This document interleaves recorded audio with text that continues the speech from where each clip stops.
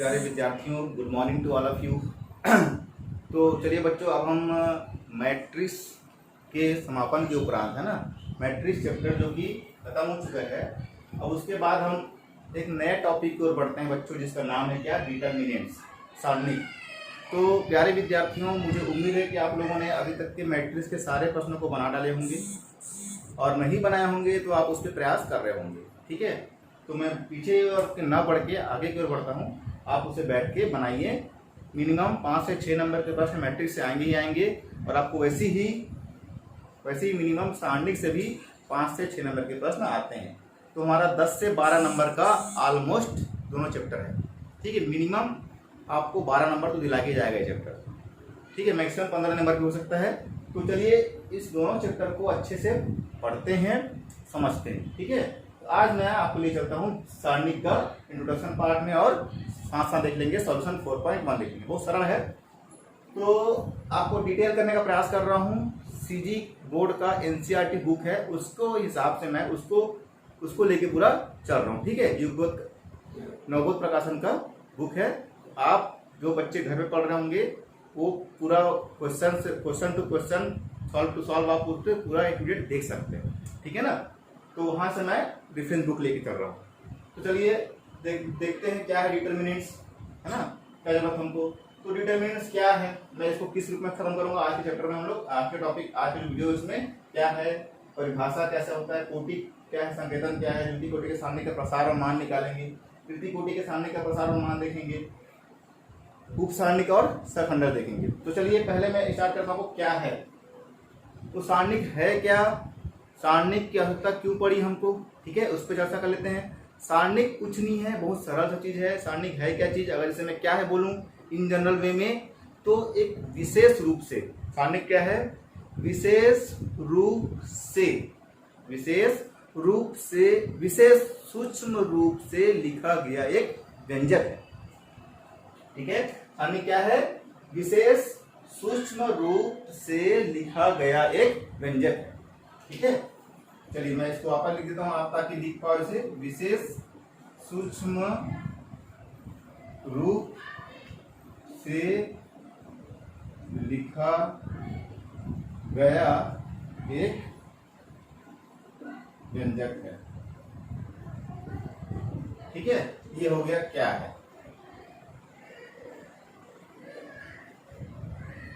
परिभाषा, इसमें परिभाषा क्या कर सकते हैं, परिभाषा कैसे कह सकते हैं, किसी बीजी व्यंजक अथवा संख्यात्मक मान को, किसी बीजी व्यंजक अथवा संख्यात्मक मान को एक वर्गाकार आकृति में व्यक्त करने वाले रूप को सारणिक है। किसी बीजी व्यंजक अथवा संख्यात्मक मान को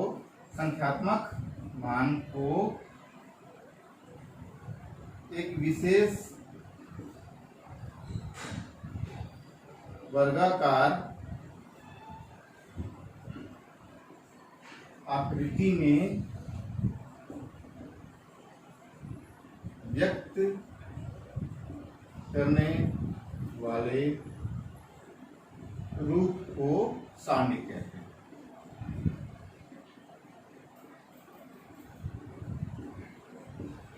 सारणिक कहते हैं। ठीक है बच्चों, तो ये लिखा हुआ है, साफ साफ को दिख रहा होगा, किसी बीजी व्यंजक अथवा संख्यात्मक मान को एक विशेष वर्गाकार आकृति के रूप में व्यक्त करने वाले रूप को हम सारणिक कहते हैं। बस बीजी। ठीक है, और लंबा लिखना चाहे तो टिप्पणी लिख सकते हैं, टिप्पणी के रूप में लिख सकते हैं। क्या होता है सारणिक, है ना, सारणिक विशेष सूक्ष्म रूप से लिखा जाएगा, व्यंजक होता है। और इससे आगे आप जोड़ना चाहें हम लोग तो जोड़ सकते हैं, अपने ऊपर है।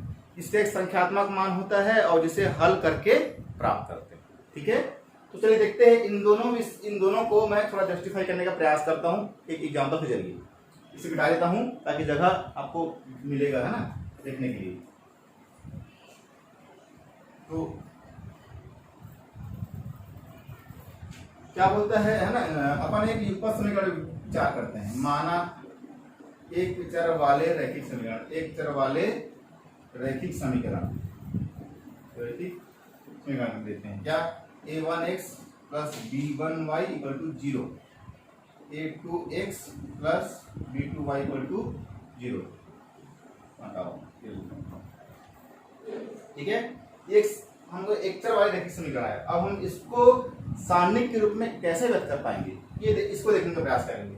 यहां से अगर मुझे x का मान निकालना है तो मैं क्या करूंगा, माइनस b1 ट्रांसफर कर दूंगा, यहाँ मुझे क्या मिल जाएगा, b1/a1 मिल जाएगा। इसी प्रकार यदि मैं a2x plus b2 equal to 0 से लिखूं तो a2x माइनस b2 और x का मान मुझे क्या मिलेगा, b2/a2 मिल जाएगा। तो मुझे ये मिल गया, x के दो वैल्यू मिल गए। अब इससे हल करेंगे तो क्या देगा, माइनस b1/a और माइनस b2/a2, b1/a1 और माइनस b2/a2, माइनस माइनस खत्म हो गया, क्या बचा b1/a1 और क्या बचा b2 इक्वल टू क्या a2। तो क्या बनेगा, a1 b2 और ये रहेगा क्या है ना, a1 और b2 क्या क्या क्रॉस मल्टीप्लिकेशन किए हैं। अब यहाँ से जाएगा a1 b2 minus a1 b2, तो इसके साथ बात a2 b1, a2 a1 b2 और a2 b1, a2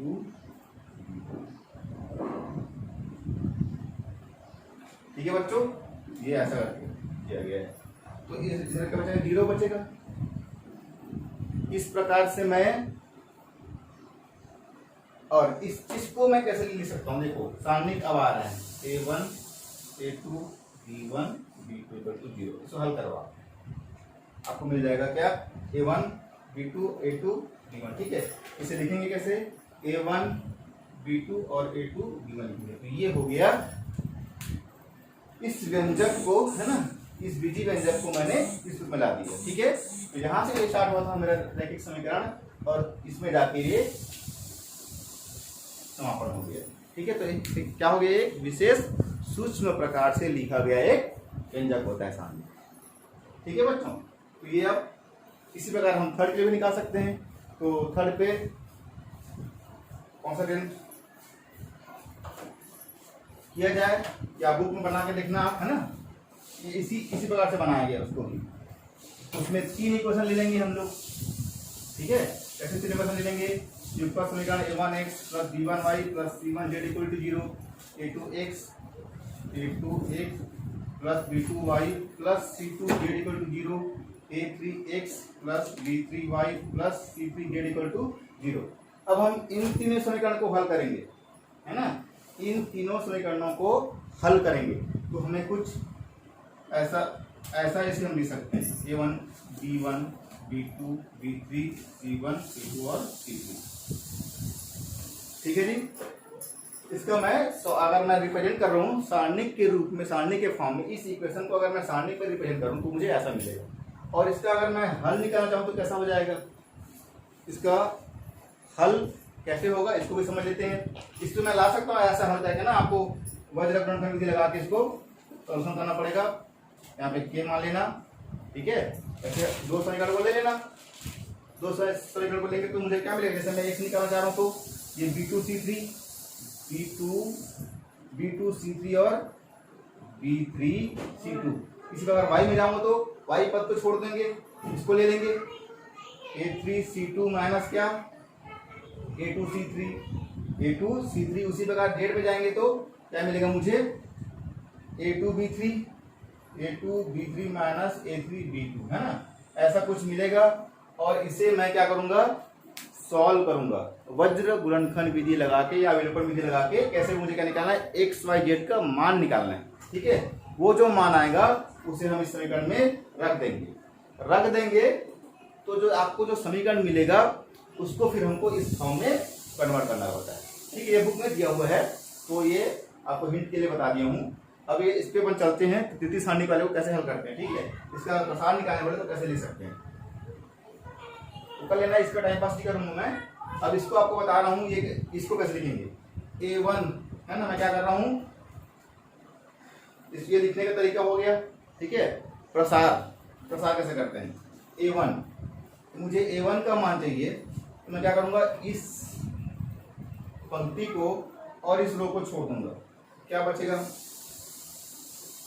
b2 b3 C2 C3, ठीक है, प्लस, अभी प्लस लिख रहा हूं तो बताऊंगा आपको क्या चीज आएगा। फिर यदि मुझे इसका मान चाहिए, ठीक है, तो मैं क्या करूंगा, इस कॉलम को छोड़ दूंगा और इस पंक्ति को छोड़ दूंगा, तो क्या बचा, A2 A3 और क्या बचा, C2 C3 बचा। मुझे प्लस फिर से इसका मान चाहिए, यदि मुझे C1 का मान चाहिए, तो C1 का मान चाहिए, ठीक है, तो मुझे क्या करना पड़ेगा, मैं इस पंक्ति को और इस कॉलम को छोड़ूंगा, बचा क्या, यहाँ पे क्या लिखा हुआ है, B1 लिखा हूँ, सॉरी, यहाँ पे क्या C1 है ना, C1 के लिए क्या लूंगा मैं, 3 वाला बोलूंगा, क्या लूंगा, A2 A3 B2 और B3। और इसको देखो ना, यहाँ पे पहला एक चीज आपको मैं सिखा दूं, plus plus plus, minus minus minus minus minus, और ये प्लस और ये प्लस। अब ये सोच रहे हो है क्या चीज, तो इसे मैं बताऊंगा आपको विस्तार से, नेक्स्ट टॉपिक में भी आएगा तो, है ना, यहाँ बताऊंगा आपको प्रसार कैसे करते हैं। फिलहाल ये इसको मेरे को बनाना था, तो ये मैं थोड़ा लेके चल रहा हूँ। इसमें मैं क्या देख रहा हूँ, ये जो लिखा हूँ ना, ये डायगोनल वैल्यू तृतीय कोटि के सारणी में डायगोनल वैल्यू हमेशा प्लस रहेगा, ठीक है। वैसे ही ये वाला जो डायगोनल वैल्यू, इसको हम क्या ले लेंगे, प्लस ले लेंगे, और बाकी जो बचेगा उसको ले लेंगे माइनस ले लेंगे, ठीक है। उस हिसाब से ये पहली वैल्यू है, पहली थी इसलिए प्लस आया, दूसरा वाला किसमें माइनस है, तो हम यहाँ क्या लेंगे, माइनस ले लेंगे, तो तीसरा क्या है, प्लस है, ठीक है। तो इसको ध्यान में देखेंगे। और द्वितीय कोटि में क्या होगा, प्लस प्लस माइनस माइनस, ठीक है। ऐसा करके हम इसको बनाते हैं। तो इसको हल करेंगे तो हमें क्या मिलेगा, मुझे इसका मैं प्रसार निकालना चाह रहा हूँ ना, इसको प्रसार कैसे करेंगे, तो क्या हो जाएगा, A1 B2 C3 minus B3 C2 minus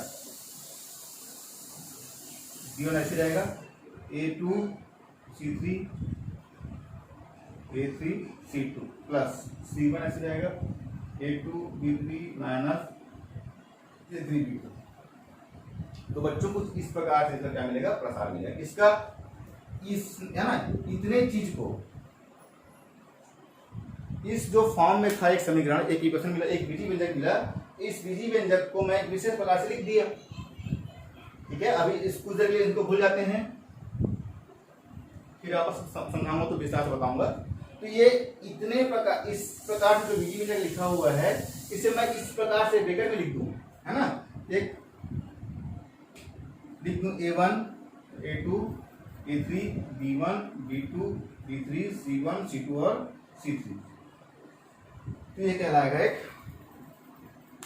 इसका प्रसार कहलाएगा, ठीक है। इतने लंबे चीज को मैंने ऐसा लिख दिया, तो सारणी का फायदा हुआ कि नहीं हुआ, तो ये है सारणी को लिखने का तरीका, ठीक है। इसे हम लीनियर इक्वेशंस में जाएंगे, लीनियर इक्वेशंस है, लीनियर है ना, उसमें बीजी व्यंजक है, वहां पे सॉल्व करने का काम आता है सारणी, ठीक है। तो इस प्रकार से अभी इतना समझ लेते हैं इसके बारे में। तो ये तो हो गया क्या है, और परिभाषा के अंदर चल रहे हैं चीजें, है ना, इस प्रकार से हम लिख सकते हैं परिभाषा और क्या को जस्टिफाई कर रहे हैं। तो चलिए अब आगे बढ़ते हैं। अब आगे बढ़ के हम चलते हैं कहाँ, कोटि।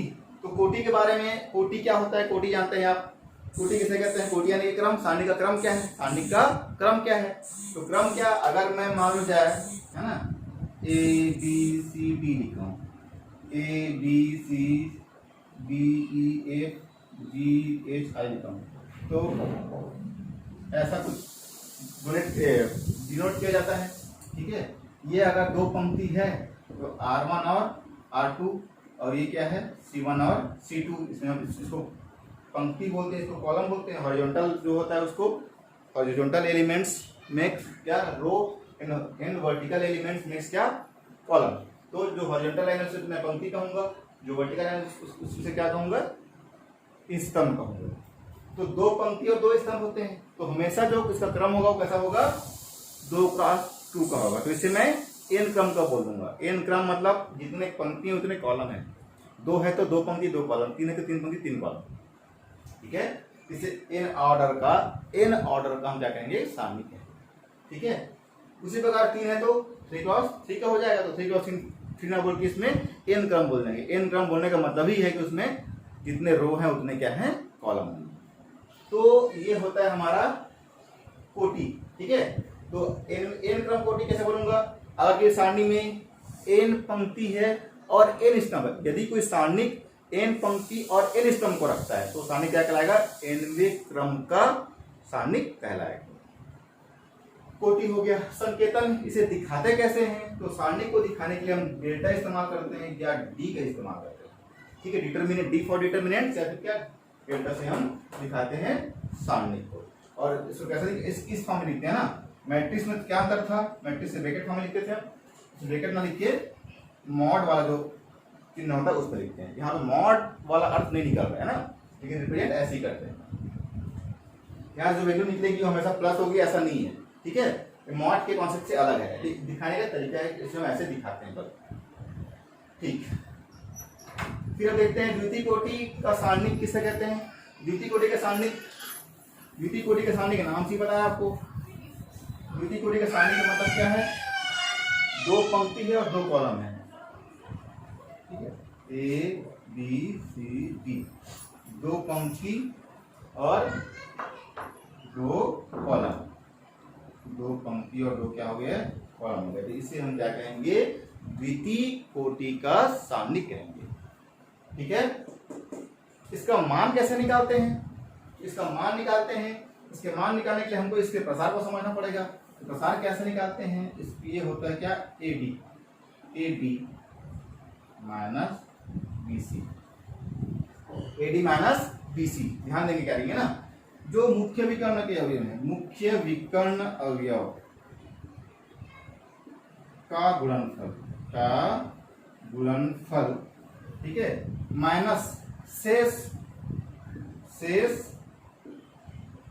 अवयवों का गुणनफल।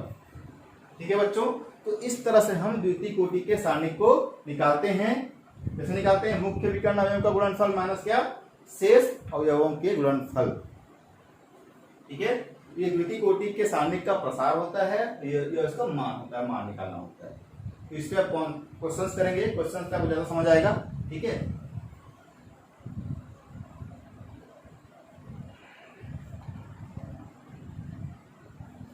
चलिए द्वितीय कोटि को पहले समझ लेते हैं। ठीक है, फिर अपन तृतीय कोटि पर बढ़ेंगे। तो इसके ऊपर कुछ क्वेश्चंस लिखा गया है। ठीक है, द्वितीय कोटि के सारणी के मान कैसे निकालते हैं। तो ये जो क्वेश्चन लिखा हुआ है आपको सामने, जो फ्लो और चार्ट में जो लिख रहा है, ये पूरा कैसा है, ये द्वितीय कोटि के ऊपर है। ठीक है, तो हम यहाँ तक बनाएंगे, चलो यहीं तक कर लेते हैं, फिर आगे बाद में बनाते जाएंगे। तो यहाँ पे लिखता है क्या, द्वितीय कोटि का सारणी का प्रसारण मान ज्ञात करना। क्वेश्चन लिखा हुआ है 2 - 5 और 4 - 1 इक्वल टू, आपको निकालना है कि क्या होगा इसका मान। तो कैसे मान निकालते हैं इसका बताया था, एक विधि बन जाएगा जिसे इस प्रकार से लिखा गया। इसका मान कैसे निकालते हैं, 2 - 1, ठीक है, इसका गुना कर दिए, और ये माइनस चिन्ह बीच में रहेगा ही रहेगा, ये -5 तो क्या 4, मतलब जो बच गया उन विकर्णों का गुणनफल निकालेंगे। मुख्य विकर्ण अवयवों का गुणनफल कर दिए माइनस शेष अवयवों के गुणनफल। ठीक है, कितना हो जाएगा, -2, ये माइनस है, माइनस माइनस प्लस हो जाएगा, 5 × 20 कितना आ गया, +18 आ गया। ठीक है बच्चों, तो ये हो गया सारणी का मान निकालना, द्वितीय कोटि के सारणी का मान निकालना, बहुत इजी है। सेकंड में चलते हैं, क्या लिखा हुआ है, I1 -1 और I लिखा हुआ है। ठीक है, इसका हल करें, इसका हल कैसे होगा, इन दोनों गुना होगा, I × I होगा, माइनस क्या होगा, 1 × -1 होगा। ठीक है, तो कितना हो जाएगा, I² हो जाएगा कितना, -1, और ये ब्रैकेट हटेगा तो -1 आएगा। ठीक है, सॉरी, ये माइनस और माइनस हो जाएगा, ये प्लस हो जाएगा। अब हम जानते हैं क्या, I² की जो वैल्यू होती है ये -1 होती है, क्या मिला हमको, 0 मिला। I² का वैल्यू क्या होता है, -1। ठीक है बच्चों, तो इस प्रकार से हम सारणी का हल निकालते हैं, द्वितीय कोटि के सारणिकों का हल निकालते हैं। इसको कैसे कर सकते हैं, -6, 2, 3 और m दिया, इसे कैसे हल करेंगे, तो देख रहे हैं हम -6m कितना -6,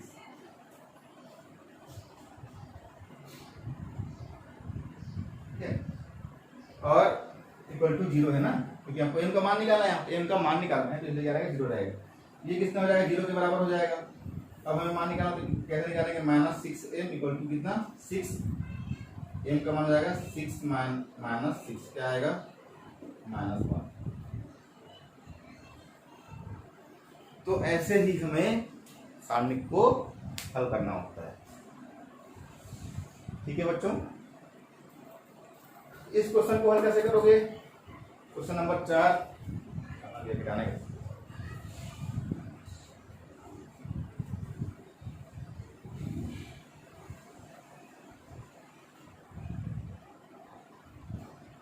चलिए इस क्वेश्चन के बढ़ते हैं। 2, 5, 4, 1, 2, 6, 4, 6, 8।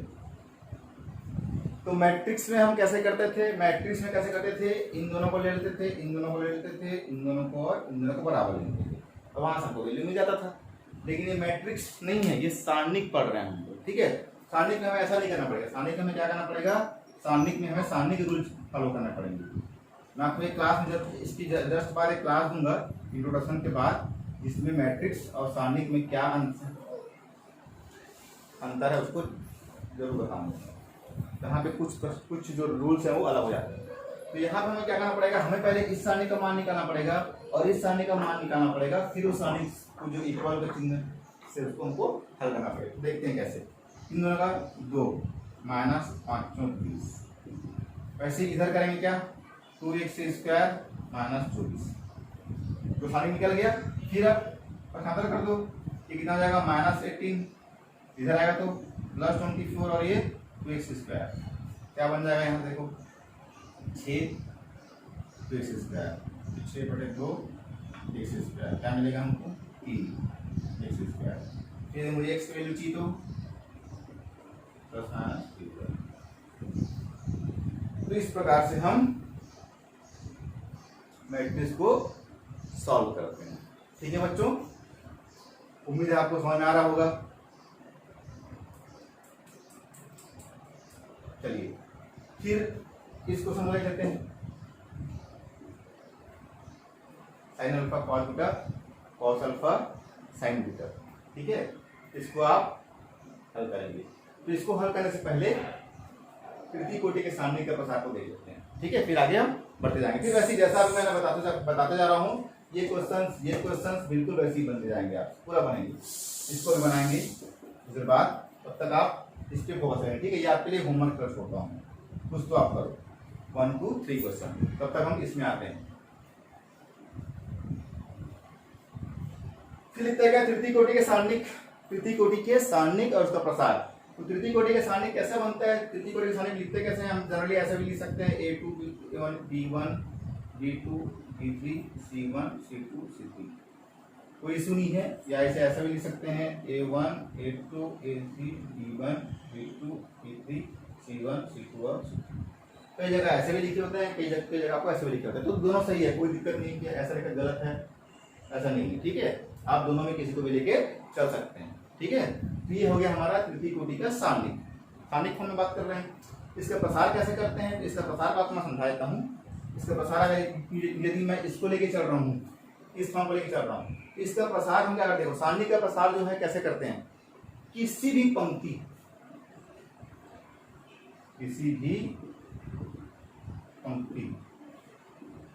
या किसी भी स्तंभ, ठीक है, किसी भी पंक्ति या किसी भी स्तंभ को लेकर आप प्रसार कर सकते हो। जैसे मैं एग्जांपल लेके बता रहा हूँ पहले पंक्ति का, फिर आप सेकंड का। तो इसके लिए मैं आपको एक चीज बता दूं, इसको लिखते हैं प्लस, इसको ये जितना डायगोनल वैल्यू इसे प्लस कर लो आप, और rest of things already minus हो जाएगा। ठीक है। या इसे ऐसे भी लिख सकते हैं, इसे A11 A12 A13 B11 B12 B13 C11 C22 C22, या अगर इसे ए फॉर्म में भी लिखा जाए तो भी कोई परेशानी नहीं है, ठीक है। ए बी सी लिख दिया तो सब अलग से आ गया, ऐसा कुछ समझ लें आपको। इसी को हम पूरे को ए के फॉर्म में लिख सकते हैं, A21 A22 A23 A31 A32 A31, ठीक है। ये सारे चीज किए जा सकते हैं, लिखे जा सकते हैं। अब देखो इसके लिखने के लिए करना क्या है, A11, ठीक है। तो ये 1 है इसलिए 2 + 2 प्लस माइनस, फिर 2 1 है minus plus minus plus minus और प्लस। कैसे हो रहा है ये भी आपको मैं बताऊंगा कुछ देर में। तो अभी मुझे क्या देखना है, किसी भी पंक्ति या किसी भी स्तंभ को लेके मैं प्रसार कर सकता हूँ, इस पे बात कर रहा हूँ। जैसे कि इसको लेके चलना है, ठीक है। चलो इस फॉर्म में लेके चलते हैं, फिर इसको भी देख लेंगे। इस फॉर्म में लेके चलते हैं, इसका प्रसार कैसे होगा, A1 का मुझे वैल्यू निकालना है, तो मैं क्या करूँगा A1, जिसको देखो जिस पंक्ति में इसे R1 के सापेक्ष प्रसार कर रहा हूँ ना, पंक्ति 1 के सापेक्ष विस्तार कर रहा हूँ, एक्सपांशन कर रहा हूँ, तो कैसे करते हैं, जिस अवयव को लेके चल रहे हो आप, जैसे A1 को लेके चल रहे हैं ना, तो इसको छोड़ देंगे, इसके साथ जो सिस्टम लगी है और एक पंक्ति लगी, इसको छोड़ देंगे, बाकी जो बचेगा उसको लिख देंगे मैट्रिक्स B2 C2 B3 और C2, फिर माइनस,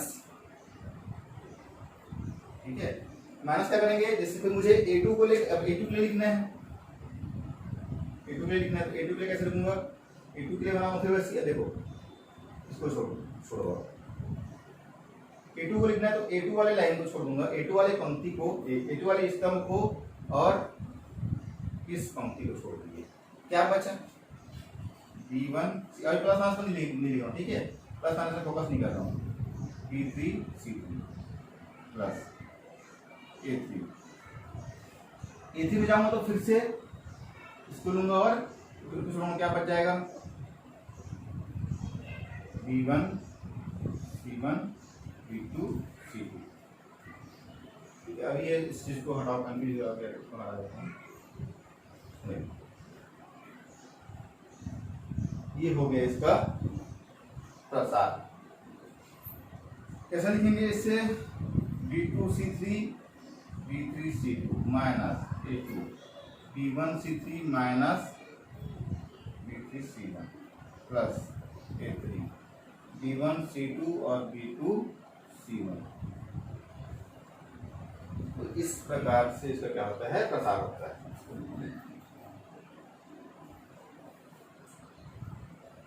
ठीक है जी। पृथ्वी कोटि के सारणिक कैसे लिखा जाता है, इस रूप में लिख सकते हो, इस रूप में लिख सकते हो, या A1 B1 C1 वाला रूप में लिख सकते हो, ठीक है। वो था उसको लिखना कैसा होता है, लिख सकते हैं। प्रसार कैसे करते हैं, तो प्रसार आप इसको लेके कर सकते हो, इस पंक्ति को लेके कर सकते हो, या इस पंक्ति को लेके कर सकते हो, ठीक है। किसी भी पंक्ति को लेके उसका प्रसार किया जा सकता है। अब ये माइनस क्यों आया, ठीक है, ये माइनस क्यों आया था, तो माइनस मैंने क्यों लिखा था बताया था आपको, पंक्ति के लिए करो ना, प्लस माइनस ए प्लस, ठीक है। तो पहला वाला प्लस दिखा गया, दूसरा में क्या दिखाएगा, माइनस दिखाएगा, तीसरा वाला क्या दिखाएगा, प्लस दिखाएगा। इस पंक्ति से स्टार्ट करते, ठीक है, मान लो इससे मैं स्टार्ट कर रहा होता, इस पंक्ति के सापेक्ष प्रसार कर रहा था, तो कैसा लिखा था, ये माइनस, क्यों माइनस होगा, ये प्लस है, ऐसे भी अल्टरनेट लो, plus minus plus minus plus minus plus minus plus, ऐसे भी आप समझ सकते हो, अल्टरनेट सकते हो ना, plus minus plus minus plus plus minus plus minus plus minus plus, या प्लस माइनस प्लस, अब यहाँ पर प्लस आ चुका है इसलिए माइनस करो, ये माइनस है तो ये प्लस होगा, ये फिर माइनस होगा, अब ये प्लस है, ये माइनस है तो ये प्लस होगा, और ये प्लस है तो ये माइनस और ये प्लस। या फिर डायगोनल की वैल्यू को क्या मान ले, प्लस मान ले, इसको भी क्या मान ले, प्लस मान ले, और बाकी जो रेस्ट ऑफ एलिमेंट्स है उसे हम क्या मान ले, माइनस मान ले। इस प्रकार से 2-3 प्रकार से आप इसको माइंड में रख सकते हैं, ठीक है। फिर हर जगह काम नहीं आएगा, हर जगह अगर हम प्रसार करते वक्त है ना, हमको क्या करना है, केवल प्रसार करते वक्त प्लस माइनस का खेल है। यहाँ मैंने क्यों लिखा सर यहाँ माइनस क्यों लिख रहे हैं आप, ऐसा नहीं, यहाँ मैं लिखूंगा प्रसार करने के लिए मुझे प्लस माइनस की आवश्यकता पड़ेगी, तो इसलिए मैंने क्या लिखा, केवल प्रसार करते वक्त इसका माइनस ले रहा हूँ, A2 का माइनस A3 का प्लस, ठीक है, प्रसार करते वक्त। इसे इसका प्रसार करना है, B1 के सापेक्ष बताना है, तो B1 के सापेक्ष प्रसार को मैं कैसे लिख सकता हूँ, B1 पे प्रसार B1 ना, देखो ऐसे B1 plus B2 plus B3, मैंने प्लस लिखा हुआ है, इसको चेंज करेंगे अपने अकॉर्डिंग के हिसाब से। ये B1 ना माइनस स्टार्ट हो रहा है, माइनस, ये यहाँ प्लस माइनस आता है, हम देख रहे हैं ये प्लस है, माइनस वाला क्या है, प्लस है, और इसकी अगर इसको ले रहा हूँ तो इसको छोड़ दूंगा और ये वाला इस टर्म को छोड़ दूंगा, तो बचा क्या, A2 और C2, और क्या बचा A3 और क्या बचा C3। समझ गए जी, जिस पंक्ति के सापेक्ष हम प्रसार कर रहे हैं उस पंक्ति के, जैसे B1 के सापेक्ष कर रहा हूँ ना, B1 को लेके चल रहा हूँ ना, तो B1 को मैं लिखूंगा, फर्स्ट में लिख दिया, फिर उस पंक्ति को छोड़ूंगा और उसके पंक्ति को छोड़ूंगा और उस टर्म को छोड़ूंगा, बचा जो वैल्यू है में लिखूंगा। इसी प्रकार B2 में आ गया, तो B2 किसमें है, प्लस में है, मैंने प्लस लिखा। अब B2 को छोड़ूंगा तो क्या होगा, ये अभी छूटेगा ना, ये अलग कर लो, आप पेंसिल से क्या होता है, आप दो स्केल रख सकते हो, स्केल दबा दिए, स्केल दबा दिए, फिर वहां से लिख दिए, या तो फिर पेंसिल से उसको हर बार गोला घेर के लिख दिए। इसे B2 को लिखना है, तो B2 को छोड़ दिया, अब B2 वाला पंक्ति छूटेगा और B2 वाला क्या होगा, कॉलम छूटेगा, क्या बचेगा, A1 C1 और A3 और क्या है C3, ठीक है। यहाँ प्लस माइनस खेल नहीं चल रहा है, फिर मैं अगला जाऊंगा, तो ये माइनस था, ये प्लस हो गया, तो ये क्या होगा, माइनस हो जाएगा B3। अब B3 वाला ये छूटेगा, ठीक है, B3 छूटेगा और ये कॉलम छूटेगा, ये पंक्ति और ये कॉलम, तो बचा क्या, A1 C1 और A2 C2। तो इसी प्रकार से मैं तृतीय कोटि के सारणी का प्रसार कर सकता हूँ, किसी भी, है ना, किसी पंक्ति से या किसी भी स्तंभ से, ठीक है बच्चों। तो एग्जैक्ट हम कौन सा पंक्ति से करेंगे, कौन से स्तंभ से करेंगे, या कहाँ से प्रसार चालू करेंगे, जैसे जैसे एक कक्षा आगे बढ़ती जाएगी मैं आपको शॉर्टकट बताते जाऊंगा कि हमें कौन से स्तंभ से शुरू करना चाहिए और कौन से पंक्ति से शुरू करना चाहिए। उसका कॉन्सेप्ट है बड़ा सरल सा, वो आगे के चैप्टर में आपको आगे के क्लास में बताऊंगा। तो इस प्रकार से, है ना, ये हमारा ये हो गया। अब हम उप सारणिक और सखंड देखेंगे, उप सारणिक और सखंड को देखेंगे और एक प्रश्न को हल करेंगे, ये जस्ट नेक्स्ट वीडियो में करते हैं, ठीक है। तब तक के लिए आप इतना मैं बताया हूँ उसको थोड़ा सा रिवाइज कीजिए, मैं आपके लिए नेक्स्ट वीडियो में लेके आता हूँ, ठीक है बच्चों। तो तब तक के लिए बाय बाय।